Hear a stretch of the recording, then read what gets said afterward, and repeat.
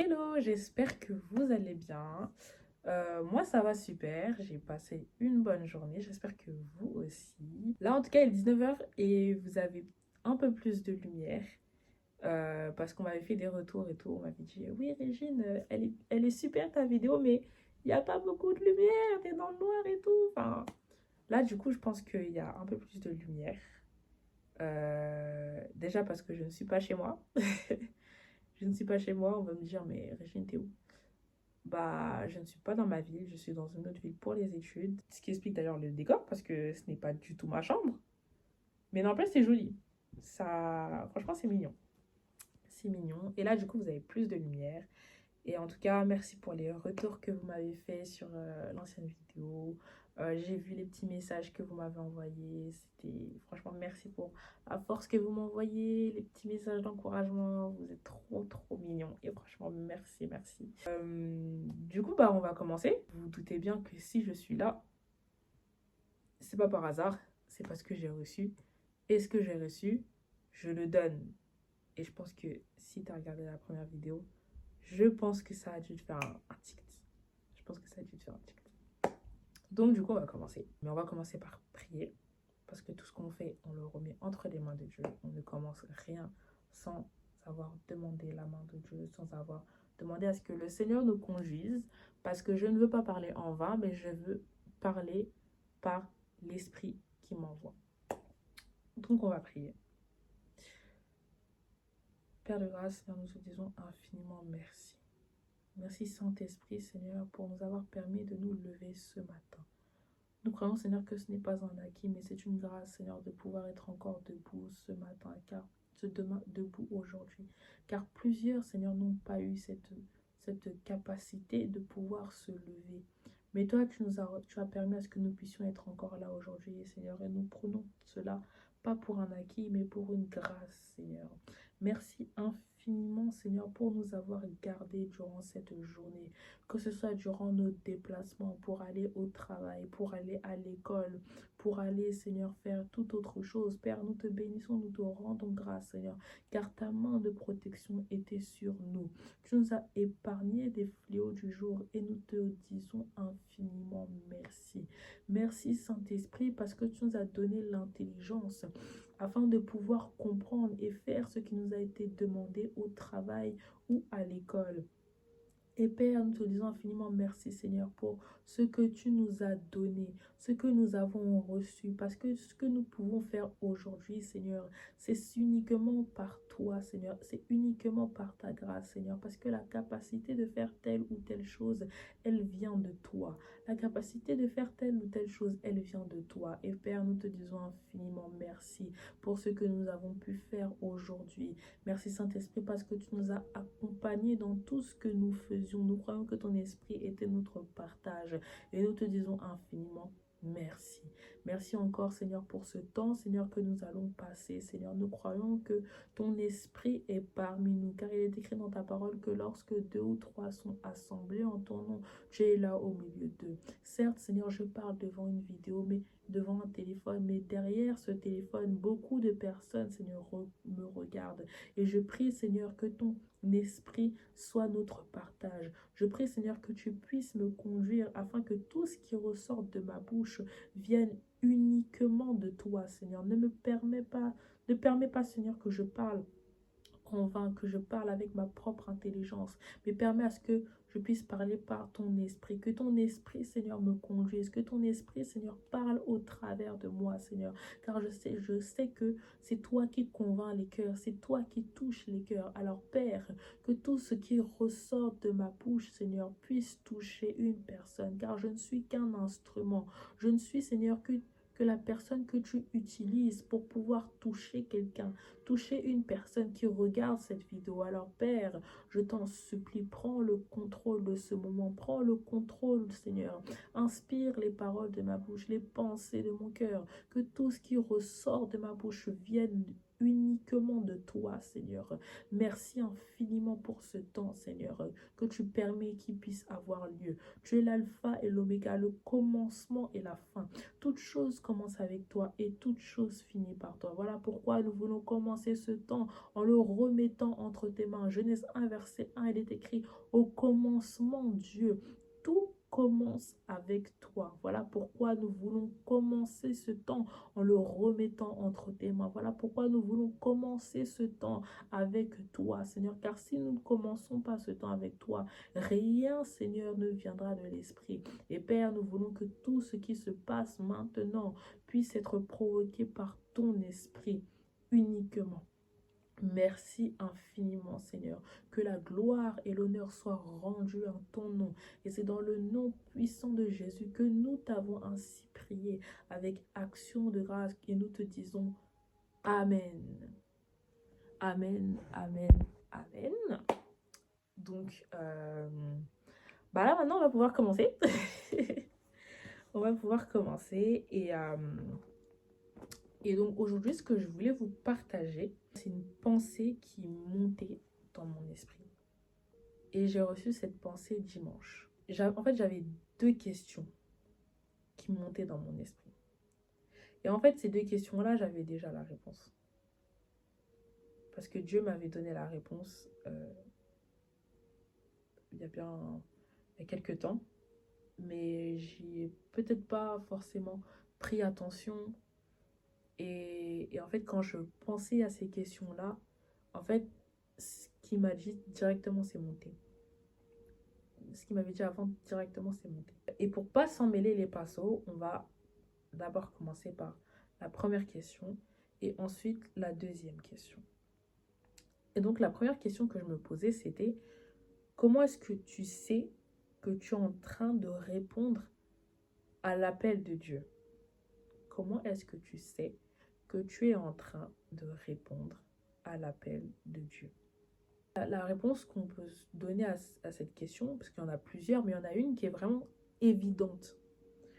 Cette réponse qui est vraiment évidente, c'est lorsque tu passes par des choses incontournables. C'est-à-dire que tu vas avoir des situations dans ta vie où tu vas devoir faire quelque chose, mais tu n'as pas envie de le faire. Et au final, le temps passe, etc. Et cette chose te rattrape. Et en fait, t'as cette chose qui te rattrape et qui te dit, mais oh, t'as ça là que tu devais faire, mais c'est encore là en fait. Tu dois le faire. En fait, c'est même pas tu refuses et puis basta. C'est en fait, tu refuses, mais le truc, il est toujours là. Le truc, il te colle en fait. Le truc, tu peux pas t'en débarrasser. Et en fait, il y a un exemple dans la Bible, et je pense que vous connaissez l'histoire de Jonas. En tout cas, pour ceux qui ne connaissent pas l'histoire de Jonas, Jonas, c'est un prophète qui a été envoyé. Jonas a été envoyé dans la ville de Ninive pour transmettre le message de Dieu. Quel message? Attention, il a été envoyé dans cette ville parce que les habitants de Ninive étaient très méchants. Ils étaient vraiment méchants, que la méchanceté est même remontée à l'oreille de Dieu. Et tellement ça l'a irrité, il a envoyé Jonas pour leur dire que à cause de votre méchanceté, vous allez tous disparaître. La ville de Ninive va disparaître. Sauf que Jonas, lui, il ne voulait pas y aller. Jonas, il ne voulait pas aller à Ninive. Pourquoi? Parce qu'il connaissait la méchanceté de ces gens et il se disait, s'il y va, personne ne va l'écouter et on va même peut-être lui cracher dessus. Enfin, il ne voulait vraiment pas y aller. Au final, au lieu d'aller à Ninive, il est parti où? Il est parti à Tarsis. Sauf que, en allant à Tarsis, vous vous doutez bien que rien n'allait se passer comme il voulait. En allant à Tarsis, il est monté dans un bateau, dans une barque, avec d'autres personnes. Et en fait, quand il est monté sur ce bateau, il y a la mer qui commençait à s'agiter. La mer, elle commençait à s'agiter. Et les personnes qui se trouvaient sur ce bateau, ils se disaient, mais qu'est-ce qui se passe en fait? Qu'est-ce qui se passe? Ça se trouve, c'est une malédiction. Pourquoi est-ce que la mer s'agite comme ça, etc. Et ils se sont dit, bon, on va tirer on va tirer on va tirer des boules. Non, je crois que c'était ça. Hein. Faut pas que je dise n'importe quoi. Ouais, voilà. Bon, je sais pas ce qu'ils ont tiré, mais en tout cas, ils ont tiré au sort. Et en fait, quand ils ont tiré au sort, et ben, le sort est tombé sur Jonas. Et, euh, et Jonas, il dit, oui, bon, si il nous arrive ce malheur, et ben, jetez-moi par-dessus bord, et puis voilà. Et au final, ils l'ont vraiment fait. Ils l'ont vraiment jeté par-dessus bord. Et au final, la mer s'est calmée. Et à partir de là, il y a un gros poisson qui arrive et qui mange Jonas. Et pendant 3 jours et 3 nuits, Jonas reste coincé dans ce poisson. Et à la fin, il a fini par se repentir et il disait au final, il allait faire ce que Dieu lui demandait. Et au final, du coup, le poisson l'a recraché à Ninive. Le poisson l'a recraché à Ninive. Et au final, du coup, il est allé et il est parti annoncer ce que Dieu lui avait demandé au départ d'annoncer. Et en fait, quand tu regardes cette histoire, vous voyez bien que Jonas, il fuyait la ville de Ninive. Il ne voulait pas annoncer le message de Dieu. Mais au final, ça l'a rattrapé et il s'est retrouvé à Ninive. Et en fait, c'est la même chose dans notre quotidien, en fait, dans tout ce que nous faisons. Ça veut dire que quand tu sais que cette chose-là, Dieu t'envoie là-bas et que toi, t'as pas envie d'y aller, et bah pose-toi la question. Ça veut dire que Dieu t'appelle à faire cette chose-là, mais toi, tu refuses. Mais t'inquiète pas que ce que tu as refusé, ça va revenir. Ne t'inquiète pas que ce que tu as refusé va te rattraper. Je vais donner un exemple, un exemple simple pour les étudiants, parce que moi, là, du coup, actuellement, je suis en études. Et là, comme je vous ai dit, je suis à Rennes. Au début, je cherchais une alternance, etc. Et je cherchais à Nantes. Parce que je voulais pas... mon école, elle est à Rennes, mais je voulais faire mon alternance à Nantes. Au début, quand je faisais au début de mes recherches, etc., je disais que oui, moi, je veux aller à Rennes, etc. Et ça montait dans mon cœur. Je voulais aller à Rennes. Je ne sais pas ce qu'il y a dans cette ville, mais je sais qu'il y a quelque chose qui m'appelle dans cette ville. Pas que je vais y rester toute ma vie, hein, mais il y a peut-être quelque chose qu'il faut que je fasse ici. Et en fait, plus les mois passent, je ne trouvais pas d'alternance, etc. Et à un moment donné, j'ai réussi à avoir un entretien à Nantes, ici, pour une entreprise. Et là, je me suis posé la question et je me suis dit, mais si mon école est ici et je trouve mon alternance ici, à Rennes, mais c'est qu'en fait, je vais changer totalement de vie. Ça veut dire que je vais devoir tout laisser ce que j'avais à Nantes, que ce soit ma famille, que ce soit mes amis, que ce soit mes projets en cours. Je vais devoir tout laisser là-bas. Et au final, cet entretien que j'étais censée avoir, je l'ai refusé. Je l'ai refusé et au final, parce que j'ai senti que j'allais devoir tout abandonner, et j'ai refusé. Et, euh, et après, pendant des mois et des mois, j'ai plus d'entretien, j'ai plus rien eu. J'ai plus rien eu. Et, euh, et à la fin, Du coup, il n'y a pas longtemps, le mois de novembre, j'ai réussi à avoir un entretien, mais pour une entreprise à Nantes. Et du coup, ils m'ont pris. Et mon école est toujours à Rennes. Donc là, je me suis dit, ok, pas de souci. Là, j'ai trouvé mon alternance à Nantes, donc je vais pouvoir rester ici, etc. Mais je vais quand même aller à Rennes. Parce au début, même si j'ai trouvé une alternance ici à Nantes, enfin, je trouvais ça super bien et tout, mais en fait, je me suis dit, oh purée, pourquoi j'ai pas trouvé pourquoi j'ai pas cherché une école ici à Nantes au final. Et, euh, et au final, bah, moi qui ne voulais plus aller à Rennes, alors que je savais qu'il y a quelque chose que je devais faire à Rennes, et bah me voici. Me voici à Rennes. Euh, et jusqu'à dimanche d'ailleurs, en fait, je me rendais pas compte. Je me rendais pas compte du fait que ça m'a tellement rattrapé en fait. Du fait de me dire que moi, je voulais rester à Nantes, mais j'ai fini par être ici. Et en fait, quand j'ai regardé de l'extérieur, je me suis dit, mais est-ce que j'ai réagi comme Jonas? Est-ce que j'ai réagi comme Jonas en me disant que oui, bon, j'ai peut-être été envoyée ici, et moi j'ai fui, j'ai pas voulu, mais ça m'a quand même rattrapé des mois plus tard, parce qu'au final, je me retrouve ici, comme Jonas s'est retrouvé euh, à Ninive. Et en fait, ce que je veux dire, c'est que le signe le plus évident que tu es appelé à faire quelque chose, c'est que la chose te rattrape à chaque fois. C'est-à-dire que là, aujourd'hui, je suis peut-être ici à Rennes pour les études, mais ça se trouve, c'est pour toute autre chose. Ça se trouve que Dieu veut que j'annonce la bonne nouvelle à quelqu'un ici. Je ne sais pas.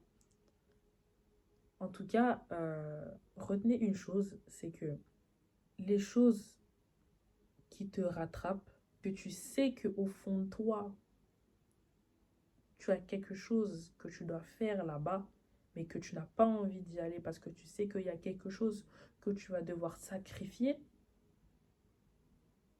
ça veut peut-être dire que c'est Dieu qui t'envoie là-bas. Et donc, comme je disais, le signe le plus évident que tu es en train de répondre à cet appel, c'est lorsque tu acceptes d'aller. C'est lorsque tu acceptes de répondre à l'appel de Dieu. Dieu nous connaît.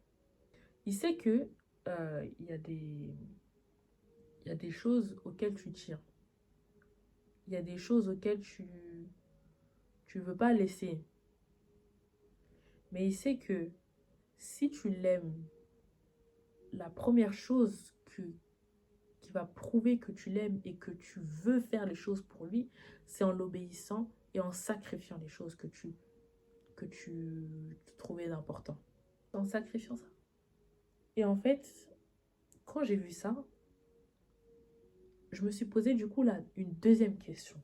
Et la deuxième question, c'est est-ce que si tu réponds pas à cet appel, mais que tu réponds plus tard, est-ce que tu as perdu du temps ou est-ce que tu as gagné du temps? Parce que tout ce que tu fais doit avoir un rapport avec ton appel, on a dit.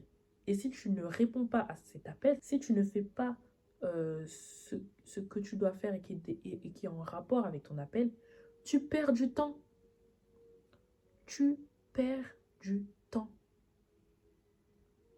À te poser la question de oui, non, mais si je pars pas, non, si je pars, je vais devoir sacrifier ça, sacrifier ça. En fait, plus tu réfléchis à trouver des solutions pour ne pas faire ce que Dieu t'a demandé, plus tu perds du temps. Et le temps ne t'appartient pas. Ça se trouve, demain, tu n'es plus là. Qu'est-ce que tu vas dire à Dieu quand il va te demander oui, alors du coup, ces personnes-là, pourquoi ils sont pas dans le royaume avec nous? Tu vas lui répondre quoi? Oui, non, mais je voulais faire ça demain, mais tu m'as pris par surprise. Bah non, c'est pas comme ça la vie. C'est pas comme ça. Si tu ne fais pas cette chose-là qui est en rapport avec ton appel, tu perds du temps. Et la preuve avec Jonas, le fait qu'il ait dérivé, le fait qu'il ait fui à Tarsis au lieu d'aller à Ninive, ce temps-là, le fait qu'il ait fui, ce laps de temps jusqu'à ce qu'il revienne à Dieu et qu'il fasse ce que Dieu lui a demandé, il y a tout ça de temps qui est passé. Il y a tout ça. Je sais pas combien de temps, je sais pas combien de temps exactement il a écoulé entre le temps où il a refusé l'appel de Dieu et le temps où il a finalement accepté. Mais c'est du temps qui est passé. C'est du temps. T'imagines si Jonas, il avait répondu à l'appel directement. Ce temps-là, en fait, il aurait servi à autre chose. Ce temps-là, il aurait pu le consacrer à autre chose, toujours en rapport avec son appel. Il aurait gagné du temps. Il aurait gagné du temps pour faire autre chose. En fait, des fois, c'est simple, mais on se complique la tête. On se complique la vie. Alors que tu as juste à obéir à Dieu, à dire, bon Seigneur, tu veux m'envoyer où? Il t'envoie là-bas, tu vas. Mais le problème, le problème, c'est que le fait qu'on ait une volonté, le fait qu'on ait une chair, et que on ne laisse pas assez de place à Dieu, on ne laisse pas Dieu nous contrôler, et bien en fait, on perd du temps. On perd du temps à chercher des excuses au lieu de faire ce que Dieu nous a demandé. Quand on regarde bien, je vais quand même relire, je vais lire le début de Jonas. Donc Jonas, chapitre 1. La parole de l'Éternel fut adressée à Jonas, fils d'Amittai. Lève-toi, va à Ninive, la grande ville, et crie contre elle, car sa méchanceté est montée jusqu'à moi. Jonas se leva pour s'enfuir à Tarsis, loin de la présence de l'Éternel. Il descendit à Jaffa et il trouva un bateau qui allait à Tarsis. Bon, ça, ok. Mais le fait que il s'enfuit à Tarsis, pourquoi est-ce qu'il s'est enfui? Est-ce que c'est de la peur? On a 5 sens. Rappelons qu'on a 5 sens. On a la vue, on a l'ouïe, on a l'odorat, on a le goûter et on a le toucher.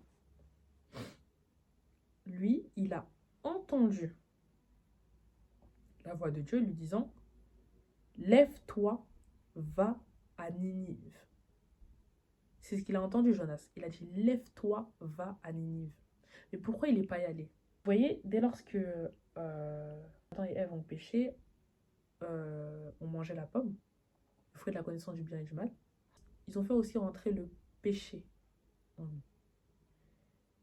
Ça veut dire que tout ce qui passe par nos 5 sens ont été souillés, d'accord? Ont été souillés. Ça veut dire que lorsque tu reçois une parole de Dieu,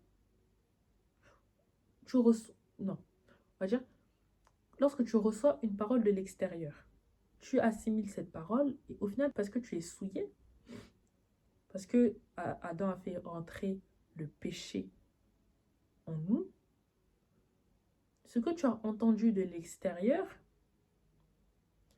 tu finis par l'entendre d'une autre manière. Parce que tes 5 sens ont été souillés en même temps. Ça veut dire que lui, Jonas, il a entendu « Lève-toi, va à Ninive ».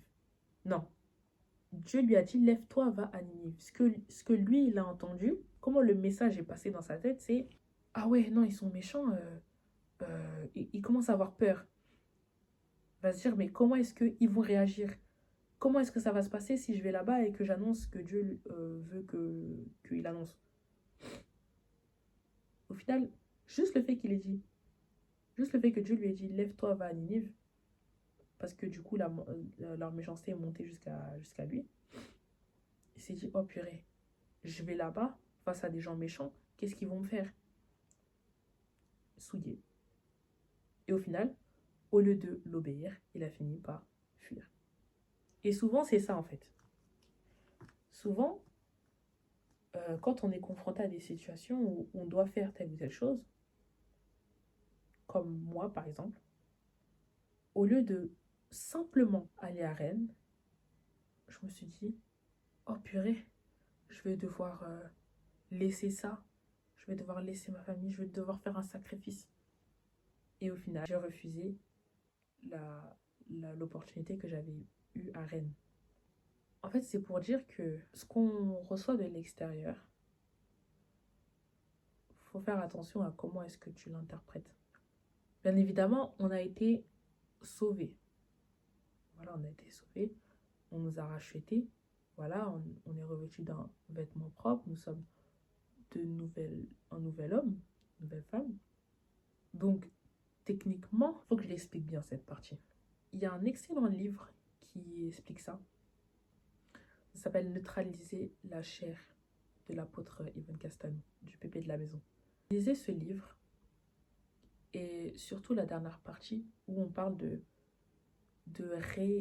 rééduquer l'âme. Parce que la chair, tu peux pas la, comment dire, tu peux pas la détruire. Tu peux pas, en fait, la chair, c'est le corps. Maintenant, la question, c'est ton âme. Est-ce que tu la laisses être dirigée par l'Esprit de Dieu ou tu la laisses être dirigée par ta chair, tes désirs? Quand tu es conduit par tes désirs, par ta chair, tu vas finir par faire les choses qui sont à l'encontre de ce que Dieu t'a demandé de faire. C'est ce qui s'est passé avec Jonas. Jonas a écouté sa chair. La chair, elle est souillée. C'est dans la chair que le péché est entré. Lui, quand Jonas a refusé d'aller à Ninive, c'est sa chair qui a parlé. Parce que dès lors que tu n'obéis pas à Dieu, c'est ta chair qui parle. Parce que le fait de dire que non, j'ai pas envie, imagine ce qu'ils vont me faire, la peur qui parle là, c'est le péché qui est entré dans ta chair. C'est la chair qui parle. Maintenant, la question, c'est est-ce que ton âme, tu la laisses être conduite par ta chair ou tu la laisses être conduite par l'Esprit de Dieu?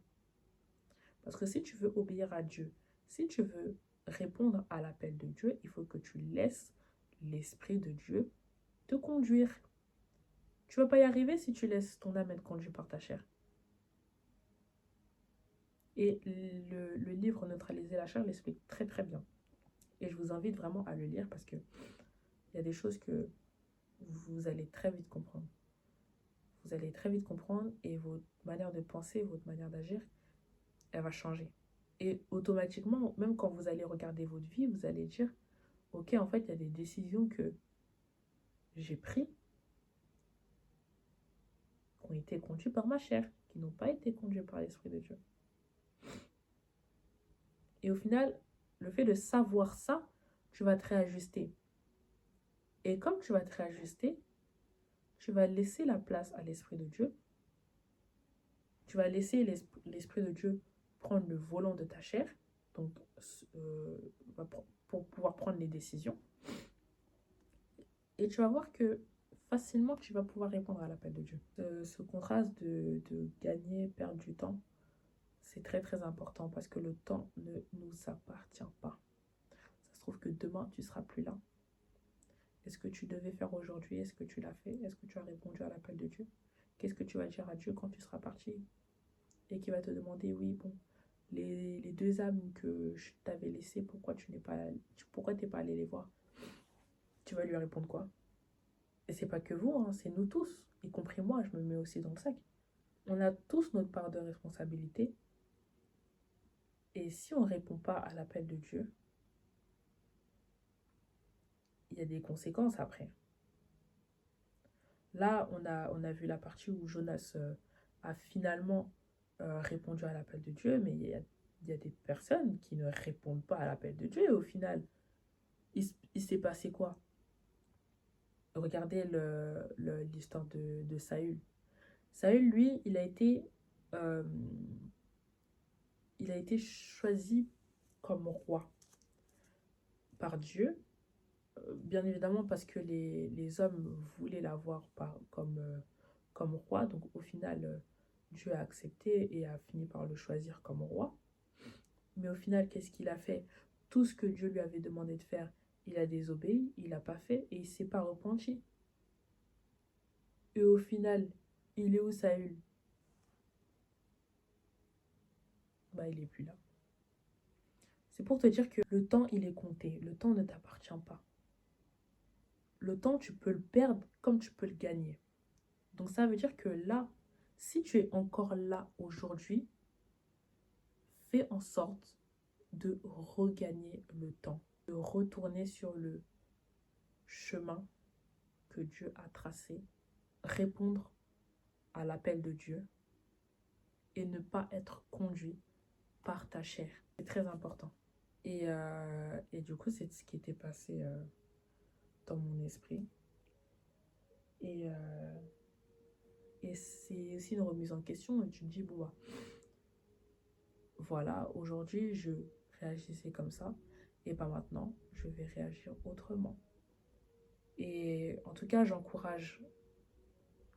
vous encourage tous à, à toujours faire la volonté de Dieu, à ne pas le fuir, au contraire, à l'obéir, parce que tu as deux choix. Mais dans tous les cas, Dieu va te rattraper. Soit, finalement, tu acceptes de répondre à l'appel de Dieu, soit tu n'acceptes pas et tu finis comme Saül.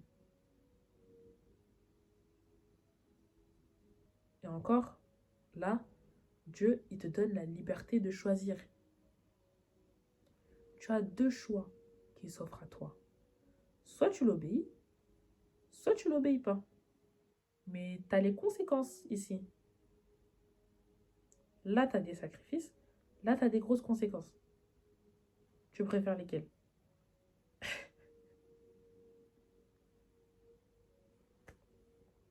Non, vraiment, les amis, prenons vraiment cela au sérieux. Prenons vraiment cela au sérieux. Et donc, voilà, c'était ce que je voulais vous partager aujourd'hui. Bah, comme d'habitude, je parle beaucoup. Comme d'habitude, je parle beaucoup, mais c'est bien parce qu'au final, moi aussi, ça me permet de revoir un peu comment est-ce que j'agis, changer ma manière de faire, de se réajuster, se repentir et puis toujours rester sur ce chemin-là et ne pas divaguer.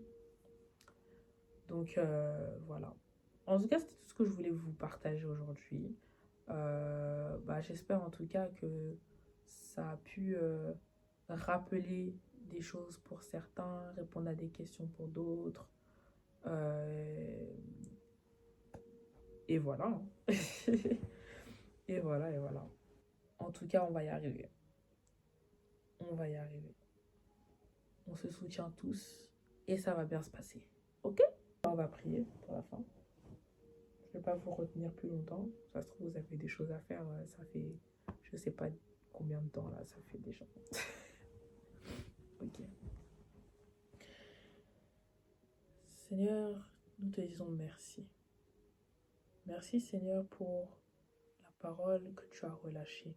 Merci Seigneur parce que tu nous as permis Seigneur de pouvoir nous rendre compte de certains agissements que nous faisions et qui allaient à l'encontre de ta volonté. Père, permets à ce que nous puissions, Seigneur, nous réajuster. Permets à ce que nous puissions, Seigneur, répondre à ton appel et ne pas fuir comme Jonas a fui à ton appel. Nous te demandons pardon, Seigneur, pour toutes les fois où nous t'avons fui. Pour toutes les fois où nous n'avons pas voulu faire ce que tu nous as demandé. Nous te demandons pardon, Seigneur, pour toutes les fois où nous n'avons pas voulu faire ta volonté, mais nous avons voulu faire les choses selon notre chair. Nous te demandons pardon, Seigneur, car nous ne t'avons pas laissé la place. Nous ne nous sommes pas laissés, nous ne nous sommes pas laissés conduire par ton esprit. Père, accorde-nous la grâce, Seigneur, de pouvoir nous réajuster. Accorde-nous la grâce, Seigneur, de pouvoir agir selon ta volonté. Car nous sommes incapables de faire les choses de nous-mêmes. Nous avons besoin de toi.